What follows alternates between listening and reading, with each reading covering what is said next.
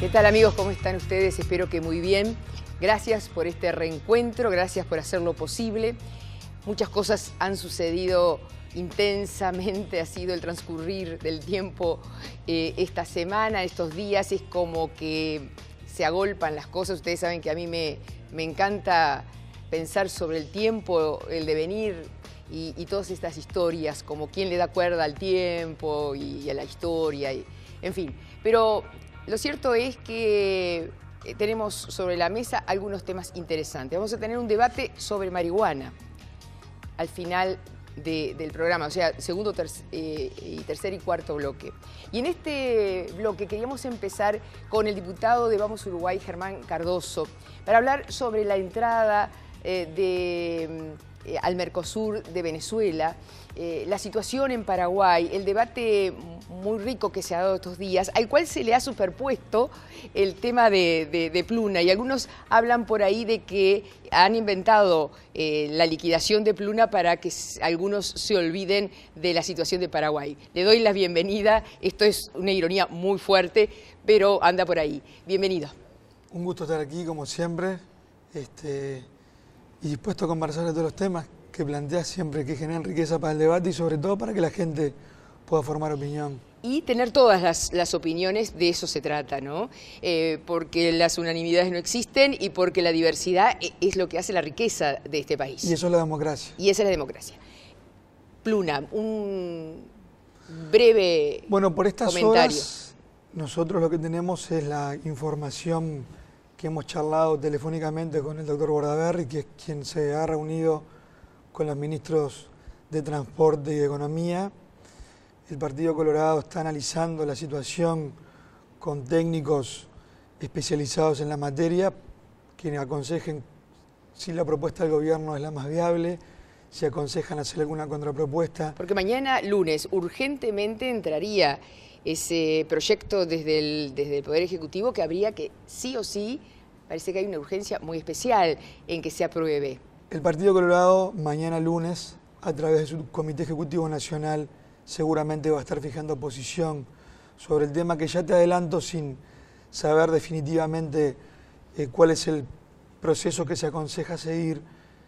Seguramente va a ser la decisión más meditada en base a los intereses del país. Nosotros somos conscientes de que hay una situación muy difícil, muy crítica, que se aceleró en estas últimas horas, que afecta a los intereses del Uruguay, y como hemos actuado siempre con sentido de responsabilidad, cuando el país en otras horas tuvo situaciones muy críticas y muy delicadas, más allá de que no hayamos recibido por parte del Frente Amplio la misma actitud de seriedad y responsabilidad que creemos que habría que haber recibido, eso no quita que hoy nosotros vayamos a actuar de otro modo. Para el Partido Colorado primero está el país, primero está el Uruguay, y en base a esa evaluación que podamos hacer sobre el tema Pluna es como el partido se va a manifestar.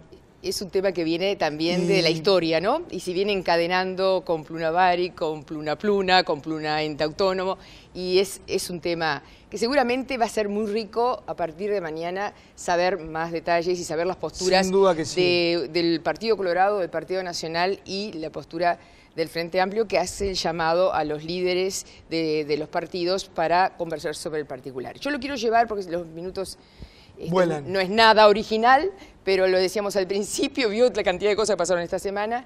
El comunicado de los presidentes de los estados partes del Mercosur, sí. Para usted, ¿tiene alguna característica en especial? ¿Hay alguna crítica para hacerle a esto? Sí, que el presidente Mujica dice que Venezuela no ha entrado definitivamente, que lo hará el 31 de julio, y en el comunicado que tú tenés ahí de los presidentes del Mercosur, queda claramente evidenciado que Venezuela ha ingresado y que está presente junto con los presidentes de Argentina, Brasil y Uruguay, el canciller Nicolás Maduro en representación del presidente Hugo Chávez, lo que implica que estuvo presente en la reunión en la cual se incorpora a Venezuela como miembro pleno, y lo que se deja para el 31 de julio en todo caso será la fiesta, la incorporación oficial con la foto del presidente Chávez. Usted dice que ya estaba decidido, que hay ahí un... No me cabe la más mínima duda. Desmiente lo que dijo el presidente pero es que, digo, Mujica. A eso refiere el comunicado oficial del Mercosur. Sí. Y después se dice acá, se suspende en el marco del protocolo de Ushuaia sobre el compromiso democrático del Mercosur, el derecho de ese país en particular y en participar, estamos hablando de Paraguay, en los órganos del Mercosur. Sí. ¿No hay un sustrato jurídico? Porque también se le ha criticado desde Vamos Uruguay y de otras... El protocolo de Ushuaia, primeramente, se aplicó mal. Para aplicarlo correcto y debidamente habría que haber convocado a Paraguay, manifestarle lo que los jefes de Estado del Mercosur consideraban que se estaba vulnerando en caso de sostener eso y darle el derecho a Paraguay de que ejerciera los descargos. Nada de eso se hizo. Se tomó una decisión arbitraria, unilateral, impuesta, coercitiva, donde ni siquiera se recibió al Paraguay. Eso por un lado. Pero nosotros aquí, en lo que nos compete juzgar y reclamar es cómo ha actuado el Uruguay en base a lo que el presidente de la República y el canciller están mandatados por lo que fija la Constitución de la República. La Constitución de la República en sus artículos 168 y 85 establece la modalidad en la que el Poder Ejecutivo puede celebrar tratados internacionales, lo cual perfectamente puede hacer, que quede claro, pero luego de haberlos logrado, eso debe ser sometido a votación del Parlamento Nacional, que es lo que aquí no se ha hecho. Se dice por parte del gobierno que el ingreso de Venezuela fue aceptado por el Parlamento uruguayo en el año 2006, sí, votando al Parlamento un artículo único, lo cual es cierto, es verdad. Ese artículo único se remite a ratificar el protocolo de Caracas, que es el protocolo en el cual Venezuela adhiere en el año 2006 al Mercosur. Si nosotros vamos a lo que es la letra de los artículos del protocolo de Caracas, que es eso lo que ha votado el Parlamento uruguayo y ha autorizado al presidente de la República y al canciller a manejarse estrictamente en base a ese protocolo, vemos que ese protocolo ha sido notoriamente alterado. Ese protocolo establece en su artículo 12 que el ingreso definitivo de Venezuela se producirá cuando se deposite el quinto instrumento de autorización. Hablando de pronto y claro, para que la gente lo pueda entender, lo que dice es que Venezuela ingresará formalmente al Mercosur cuando se pronuncie el quinto parlamento. Aquí se han pronunciado 4. El de Venezuela, que fue el primero naturalmente cuando solicita ingresar, y después los otros 4 miembros plenos del Mercosur, que son Uruguay, Brasil, Argentina y Paraguay, se pronunciaron 3, pero Paraguay no se ha pronunciado. Claro. Ahí estamos frente a una notoria modificación, vulneración, no se está cumpliendo lo que establece claramente el artículo 12 del protocolo, por lo cual entonces debemos decir que al haber entendido el presidente y el canciller, con la opinión contraria del canciller naturalmente, pero porque quedó claro, el canciller del Uruguay estaba en contra y está afiliado a nuestra tesis, está convencido de que en estas condiciones, igual que el presidente Astori, el vicepresidente Astori, presidente de la Asamblea General, el ingreso de Venezuela al Mercosur no es legal. Que esto debe ser sometido nuevamente a discusión parlamentaria para que el Parlamento decida sobre la materia. Entonces lo que nosotros decimos es que de la manera que ha actuado el presidente por sí y ante sí, diciendo que debió priorizar los intereses políticos por encima de los jurídicos, no son de recibo.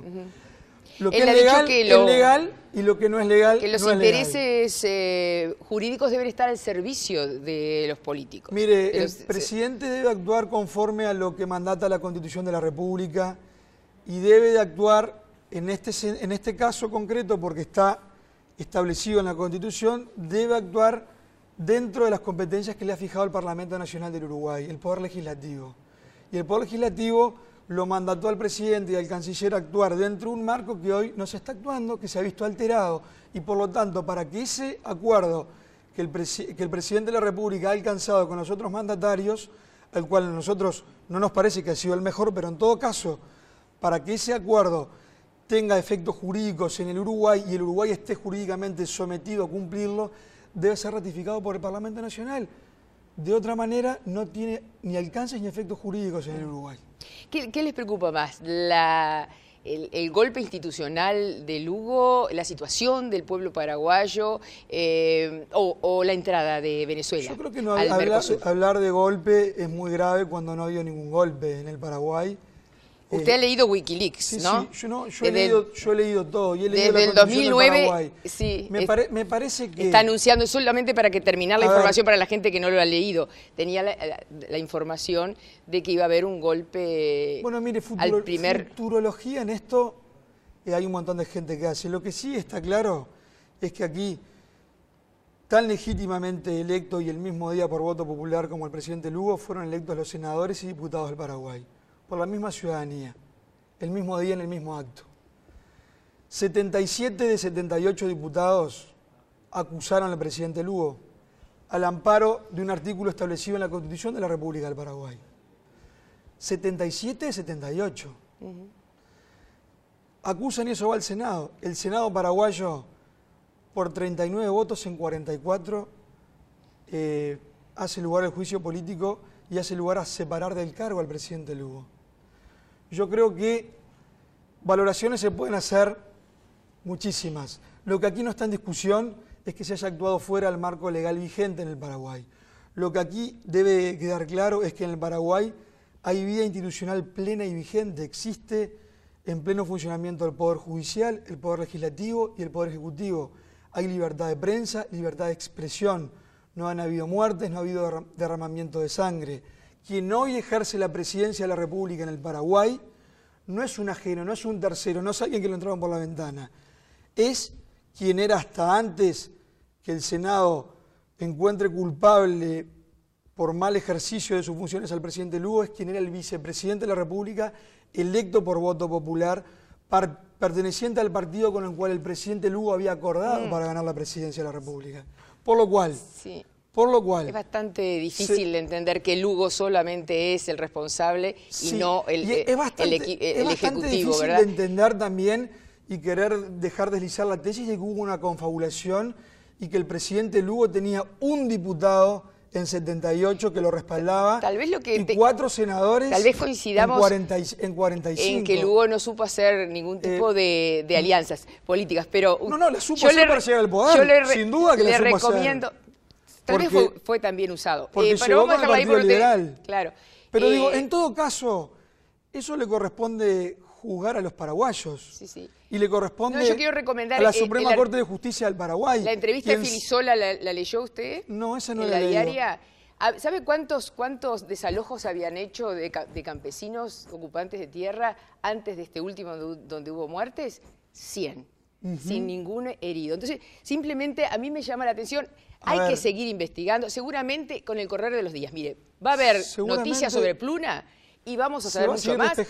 Y vamos a saber mucho más sobre Paraguay. Pero ¿sabe qué? Pero me interesó traerlo para que usted diga lo que dijo ya. Lo que a mí me compete como legislador uruguayo es exigirle al Poder Ejecutivo y al Presidente de la República que actúe de acuerdo al marco jurídico que el Parlamento Nacional Uruguayo lo ha habilitado a actuar. Si se sale de él, eso tiene que volver al Parlamento porque es una exigencia constitucional.